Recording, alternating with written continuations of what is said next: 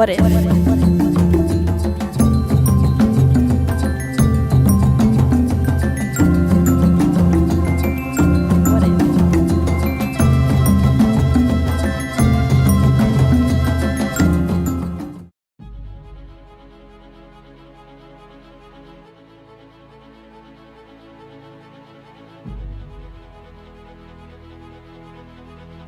What if?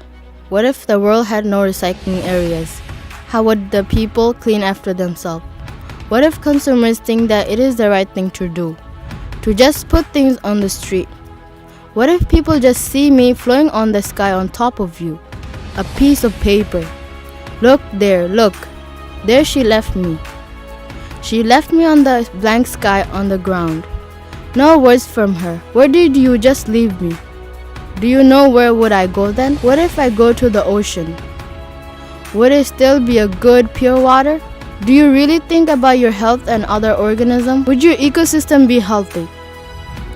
Garbage and liquid waste that ends up in the water bodies negatively change the chemical composition of the water.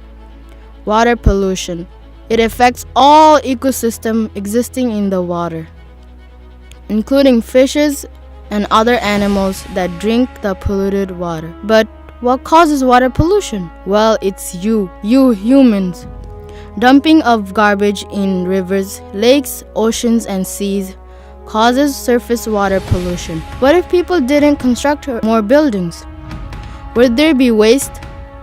Would there be less pollution? Would there be dust flowing in the air? Would people still be at risk of asthma? Probably not.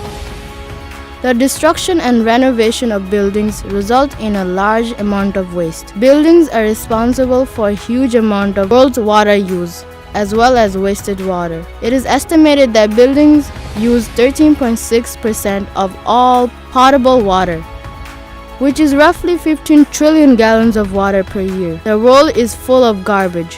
What will people do?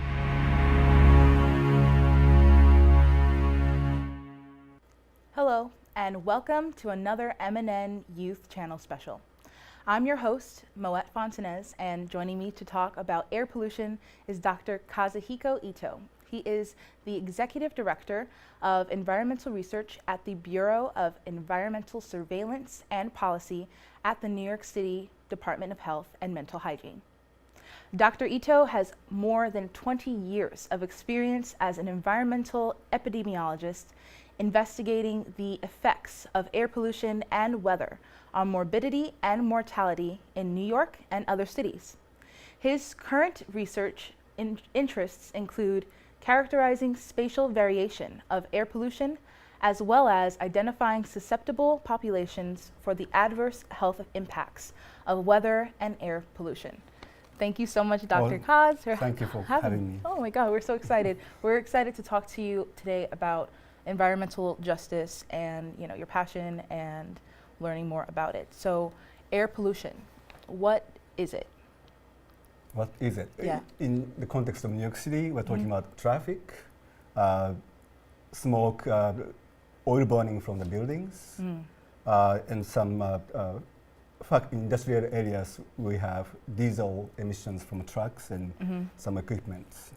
Those are the major local pollution. The major local. And so in a greater context, like the world, what are other contributing factors to air pollution? Well, in the US, the major portion, like in the summertime, about 50% of air pollution, fine particles, come from far away. Like Ohio, Midwest, they have a lot of coal-fired power plants. So they emit sulfur dioxide, which goes through the chemical reactions and becomes small particles and travel throughout the eastern US. So during the summertime, big portion of what we are breathing comes from other places, and it's in the atmosphere and it's traveling. That's really interesting. So last year, it was reported that pollution in New York City was at an all-time low, according to data from the health department. So is it safe to say that New York has cleaned up its act, or is it like, what is New York's impact on its Well, air pollution? it just so happened that today Yeah. the mayor announced the most recent data, and it's been the cleanest. So health department started measuring air pollution levels throughout the city, starting in 2008 December, Okay. and level has been coming down. Coming down. And this year, meaning this past year's data, is even cleaner than previous year. Okay. So and the mayor is, and actually we are, health department is committed to reduce the air pollution. And I should point out that it's not all the levels of air pollution varies by neighborhoods. So even though they are coming down, Yes. we still have disparity in the pollution I levels. was just about to ask Right. that. Are there still some boroughs or areas that are struggling, or like which particular areas The- that are struggling to have clean yeah, air? the areas with high traffic have high concentration of fine particles. Yeah.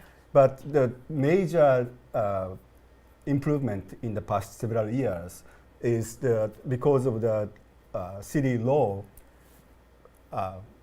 phasing out dirty oils burning from the buildings. Yes. That impacted this reduction. Like the oil sticks or something like that. Yeah, Yeah. yeah, then yeah. th- Residual number 6. Yeah. They don't let them do that anymore. So are the areas that you mentioned, the areas that have like the high traffic areas, are they low income areas, or Not what would you all, say? like the highest area, believe it or not, is upper east side, just because of the traffic congestion. But Bronx has buses and trucks, and the buses and trucks run on the diesel emissions, and they tend to put out a lot of fine particles. Yeah. So they are impacted, Yeah. but they are not always the highest air pollution area. They're not. Right, So but the air pollution affects everybody. That if you have asthma, you are more affected because air pollution is known to exacerbate exactly. asthma conditions. So the areas who have higher asthma prevalence are impacted a lot more. proportionately. Yeah. Even if we reduce the air pollution to the point that all the air pollution levels are the same across the city, the area that have high asthma prevalence would still have the highest impact. So exactly that, you've seen a correlation between air pollution and asthma. Have you seen, like, is there a correlation between like people's like health equity and their socioeconomic status or race? Like, can you speak a little bit more about that? So if you look at the prevalence of asthma, and Department of Health have websites that you can actually look at the prevalence by neighborhood. By neighborhood. And you can see the high asthma in South Bronx, Central Brooklyn. And so even though like Central Brooklyn may not have the highest air pollution level, we know that if you estimate Yeah. the impacts on asthma emergency department visits, these areas have high burdens. They have a high burden. Right. So unless we reduce the actual asthma prevalence rate, this disparity will remain. But because we are reducing the air pollution, it is going down. It's helping it. Right. But the thing about asthma is that there are other triggers. Contributing factors. Right. And like indoor air pollution, Yeah. molds, Yeah.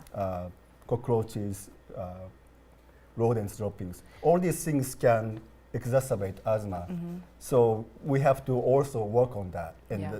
the health department is working on that as well. So, like, how serious is asthma? Like, these risks are being put on not just by air pollution, but all the other triggers that you're saying. So, like, if you can explain a little bit more about asthma itself. So asthma is complicated because it is multifactorial, meaning that many things can induce, cause, develop asthma. And poverty has associated risk factors like stress, Yes. anxiety, and lack of healthcare, Yeah. healthcare access, and the building conditions in the poor neighborhood happens to have Be worse. more mold, cracks in the building that can lead to more rodents. Yeah. So we have to deal with all of these factors that impact asthma. Yeah. So it's not just air pollution. So at least air pollution is going down. Yes. And the mayor is aiming by 2030. 2030. It's called the One NYC initiative, and he's trying to make the New York City's air cleanest among the U.S. major cities. Yeah. So that's what we're working on. And that's like that would be like a big help, because there's certain places in New York City that have like asthma rates 4 times the national average. That's right. So like, what are some things that you guys are doing at the health department to help bring that, what is it, One New York City? Well, so One New York City has to do with the ambient outdoor air pollution, but health department is also working on dealing with reducing the other indoor allergens. Yes. So if the kids with asthma go to see the doctor, the doctor can refer the apartments to the healthy home program, which will actually go out there and try to reduce the indoor allergens like cockroaches. Yes. They have what is called a integrated pest management program. Yeah. Okay. Yeah. So that helps. And that's a big factor, right? Like, just like having pests in the home or like in the near neighborhood. Right. And another important indoor air pollution is not just indoor, but cigarette smoking. So that, and it's known that if your mother smokes cigarettes, yes, that is correlated with child developing asthma.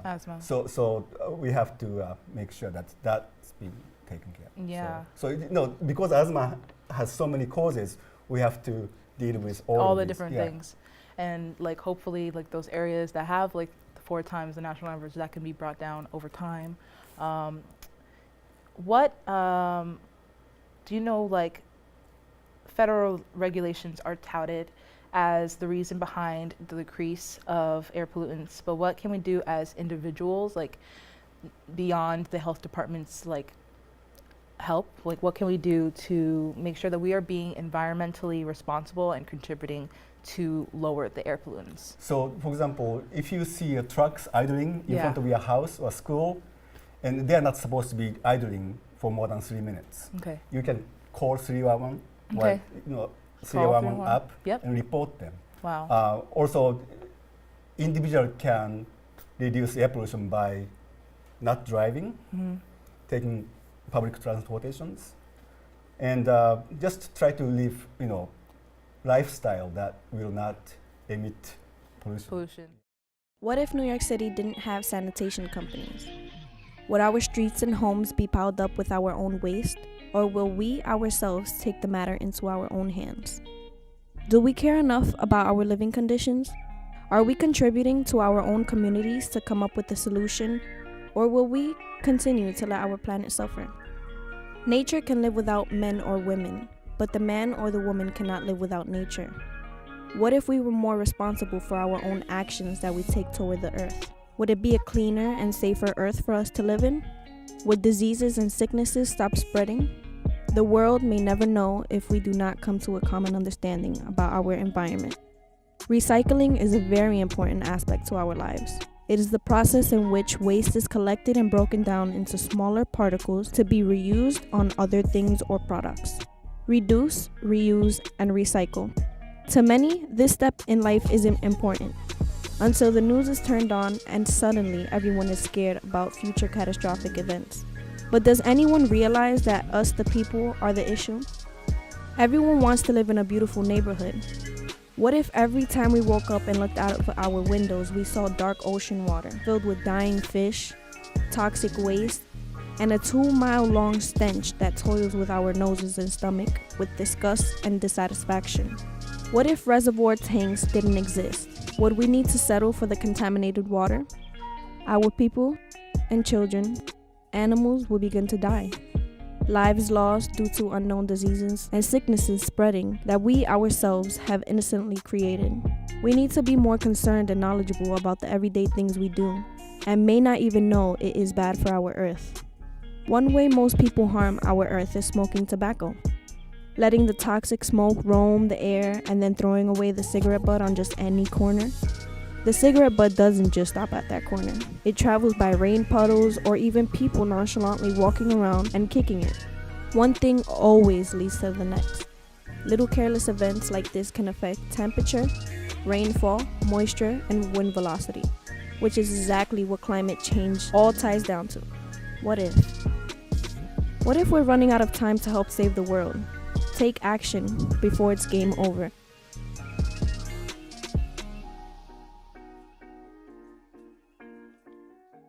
The health department is also dealing with that aspect. They're planning to plant more trees, Yeah. and especially the poor neighborhoods where that tend to have higher, not just asthma, but impacts of heat. Heat So illness. the heat illness, your studies are a lot on not just air pollution, but also the weather. So how does the weather affect people, not just with asthma, but in general? Like how does? So on a day-to-day basis, the weather condition drives the air pollution levels. Okay. So you need to, like, if you know air is stagnant, you can see the forecast. Yeah. And today ozone level is high, so you have to be sort of mindful about your activities. Yeah. Because ozone can also reduce your lung functions. Okay. So this is all related. Weather, air pollution, heat. So the health department is trying to deal with all of these risk factors. Those risk factors. Yeah, And the pollen. and That's pollen. difficult. So thing about asthma is once you have it, you just have to manage it, Yeah. right? So knowing that pollen level is going to be high, Yeah. which is going to happen in 2 weeks, every year from end of April to the beginning of May, pollen levels just shoot up. And Spring weather. yeah, and I feel it too. I already started taking medication. So you have to be prepared because that's the time that the highest asthma ED visits occur in the throughout the So season. there is like, would you say that there is a correlation between like allergies and asthma? And, like, Oh can you yes, speak so more about that? people who have asthma, they have higher incidence of hospitalization, ED visits during the springtime. That's because of the pollen, Yeah. spring tree pollen. Yeah. And in the fall, there's another increase in emergency department visits because kids start going to the school Yeah. and viral infections, they spread. So we have like a major peak in asthma hospitalization emergency department Yeah. visits in the spring and the fall. Yeah. That's a personal, this topic is personal for me. My brother actually has suffered from asthma since he was really young, and so I definitely like have seen like when the allergy season comes in, he'll like have to use his nebulizer more, and during certain weather conditions as well. But Yeah. that's what you're saying is totally makes sense. The health department we still do provide health alert to healthcare providers Yes, in the spring so that they are prepared to take care of their patients that's very for the interesting. incoming pollen season. And I have another question about like, do you guys help certain areas of New York City, like not just the health department or like clinics and doctors, but maybe home or like school? Do you guys teach people how to manage this like allergy season and asthma flare-ups? Yeah, like East Harlem has the DOH, Department of Health, what's called it, asthma center, and they try to reach out Yeah. to the schools and kids. They are working with the schools Yeah. to warn about various risk factors Yeah. that impact asthma. That's like really important because I feel like education or lack thereof can also cause an exacerbation or you know what I mean? Now, one of the legislations being proposed is taxing vehicles in high congestion areas. So what effect, if any, do you think they will have on the air quality, since car emissions, like you said, is one of the main causes of this air pollution that's in New York Right. City? So it depends on where it happens. Yeah. But when the areas that where number of cars are reduced Yeah. will definitely benefit. But we have to be careful about where we control these congestions. Yeah. Because we don't want traffic to increase at certain areas where people are more affected. So I'm not expert on this, but No. we have to be careful about how You go yeah, about it. Yeah.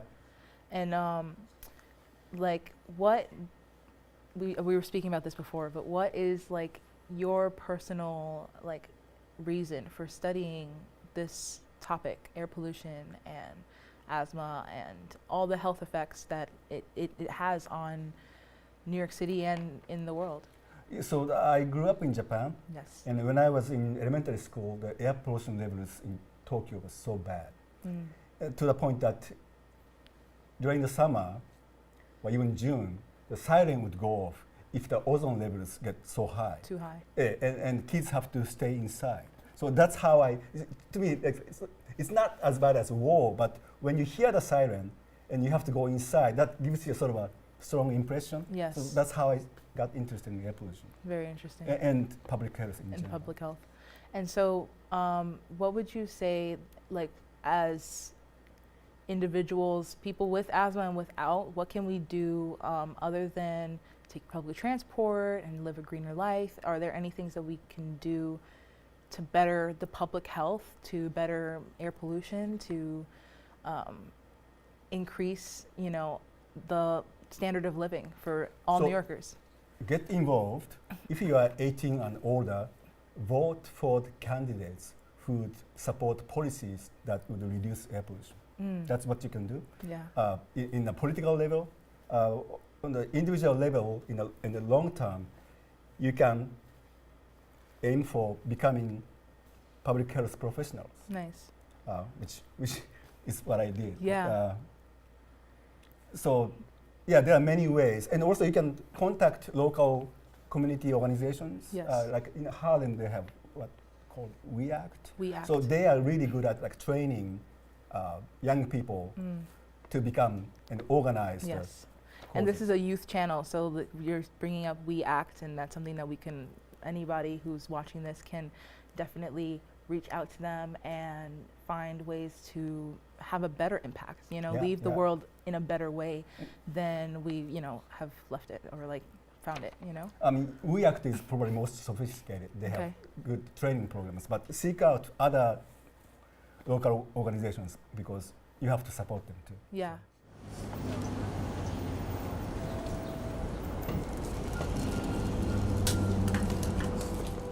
What if people took the blame, paid the money, and took the shame? What if no one had complained, raised their voice, demand that their government seek justice in their names?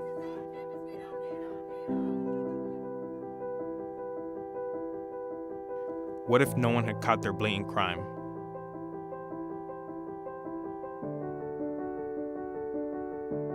Would they let it seep in grime? Would the passage of time increase and cause harm to people? What if people had gave chase to a solution?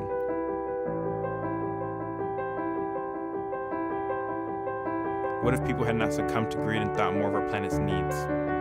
Had they thought before their vice? What if an oil spill in Greenpoint had never happened? Would our water be better?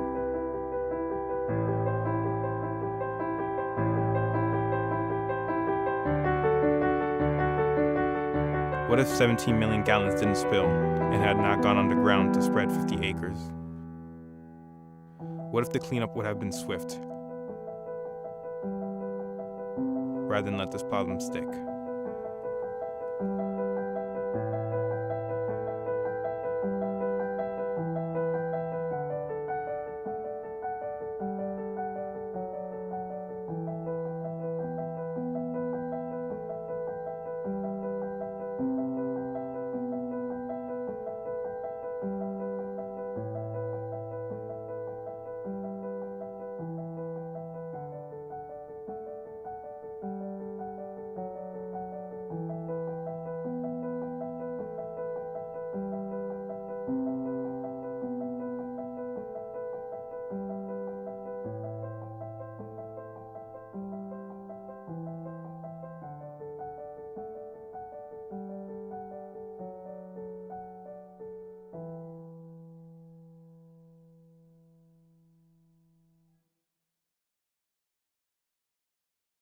So, Kaz, one more question before we go. What is the environmental impact of like the new cars or like car sharing services such as Juno, Uber, Lyft? Have you seen an impact on the air pollution in New York City because of that? I know somebody who's studying, trying to figure out what the impact of that is at Columbia University. I cannot talk about that. But in general, the surge of this car sharing service, as they increased, the taxi, yellow cabs are going down. And I don't know what that means in terms of the emission of the type of the cars. The yellow cabs, they are trying to use more, if you notice that they have more Prius, environmentally more friendly vehicles, but Ubers, I'm not so sure. They vary from each person. So that's we have uncertainty there, what's going to happen. But by and large, if you look into the further future, more cars will be electric. Like 2040s, they're talking about. Okay, I shouldn't talk about numbers, but this is also part of this large picture of One NYC. Encourage the electric cars and more energy efficient cars that emit less air pollution. Nice. So I'm hoping that this mayor's vision of reducing the air pollution to the point that New York City is the cleanest city in the U.S. Will happen by 2030. So I'm committed, and the health department is committed to be part of that. And we're excited that people like you who are passionate from a young age are really taking initiative and studying this and trying to bring about a better New York City. We call ourselves the greatest city in the the world. And I would like to encourage. I'm so hopeful about younger people, and I want many of them to become public health professionals. Yes. And for that, important thing is science, studying science, medicine, technology, because technology is changing fast. So all of those things you would recommend young people studying it so that they can hopefully one day be like you, studying or much better and making a better impact for the environment. So thank you so much, Kazuhiko, for being here. We're like so excited. This was an MNN special on environmental justice, and we are definitely going to hopefully make a better impact for the world. Thank you so much, Kazuhiko, for talking to us counting on you, young people. about New York City's public health and